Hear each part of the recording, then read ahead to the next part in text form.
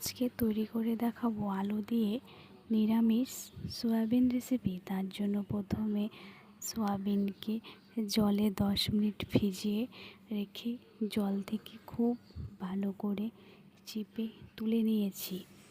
তারপর কড়াইতে সর্ষের তেল দিয়ে সামান্য নুন আর হলুদ দিয়ে এরপর কেটে রাখা আলুকে একটু লালচে করে ভেজে তুলে নিয়ে সেই তেলের মধ্যে সয়াবিনকেও একটু লালচে করে ভেজে তুলে নিব।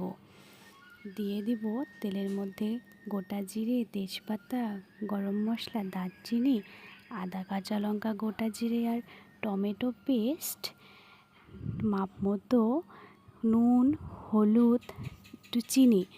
এরপর 5 মিনিট মতো মশলা খুব ভালো করে কষিয়ে নিয়ে ভেজে রাখা আলু সয়াবিন দিয়ে আবারও কিছুক্ষণ ধরে নাড়াচাড়া করে পরিমাণ মতো জল দিয়ে ফুটিয়ে নিব। নামানোর আগে স্বাদ মতো ঘি দিয়ে দিব। আবারও সব কিছু মিশিয়ে নামিয়ে রেসিপিটি রুটি, লুচি, ভাত সবের সাথে দুর্দান্ত লাগে।